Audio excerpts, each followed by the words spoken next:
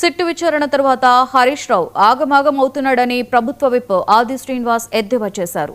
పిరికి పందల వెనుక ఉండి రేవంత్ రెడ్డి నోటీసులు ఇప్పిస్తున్నాడని హరీష్ రావు చేసిన వ్యాఖ్యలను ఆది శ్రీనివాస్ ఖండించారు.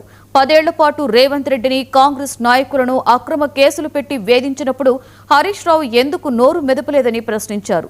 ఫోన్ ట్యాపింగ్ విషయంలో హరీష్ రావుకి సంబంధం లేదని చెప్పడం హాస్యాస్పదంగా ఉందన్నారు. ఆగమాగం అవుతున్నాడు హరీష్ రావు గారు. సిట్ అధికారులు అడిగినటువంటి ప్రశ్నలకు బహుశా నీళ్లు నవిలినట్టుండమో, లోపల ఏం సమాధానం చెప్పాలో తలపట్టుకుని, కానీ బయటకు వచ్చిన తర్వాత మాత్రం సత్య హరిశ్చంద్రుడికి కజిన్ లాగా ప్రతినిత్యం అబద్దాలు ఆడే వీళ్ళు ఈ రోజు బయటకు వచ్చిన తర్వాత పెద్ద పెద్ద మాటలు మాట్లాడే మాటలు, నేనేమన్నప్పుడు హోంమంత్రినా అనే మాట అంటున్నంటే టెలిఫోన్ ట్యాపింగ్ జరిగినట్టే మీరు ఒప్పుకున్నట్టే కదా.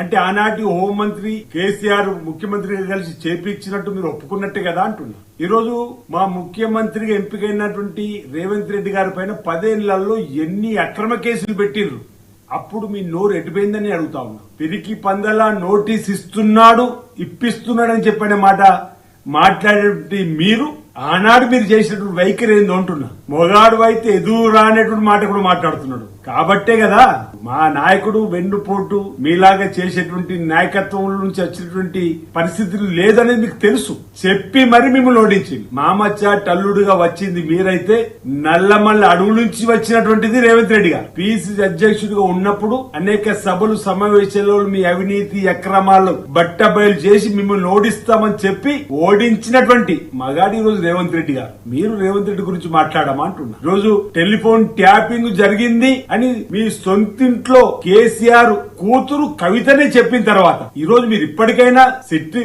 సిట్టు విచారణ ముందు అవును ఆ రోజు జరిగినట్టుందని చెప్పిన మాట చెప్పుకుని ప్రజలలో ఓ పేరు సంపాదించుకునే ప్రయత్నం చేయాలి తప్ప ఈ రోజు ఆ సిట్టు విచారణ తర్వాత కంగారును కప్పిపుచ్చడానికి ఏదేదో పెద్ద పెద్ద మాటలు నాకు మాట్లాడితే అవి నిజమైపోతుంటే ఎట్లా హరిశ్చంద్రరావు అంటున్నా. హరిశ్చంద్రులాగా మీరు మాట్లాడితే అబద్దాలని ఈ రోజు ప్రచారం చేసేటువంటి మీరు ఈ రోజు సిట్టు విచారణకు రాగానే నీళ్లు నమ్ముతూ ప్రశ్నలు ఇచ్చేటువంటి పరిస్థితులలో ఫ్రస్ట్రేషన్ ఉన్నటువంటి మీరు ఈ మాటలు సరికాదు. విచారణ తర్వాత ఆగమాగం అవుతున్నాడు హరీష్ రావు. 4 రోజుల క్రితం పల్నాడు జిల్లా మాచవరం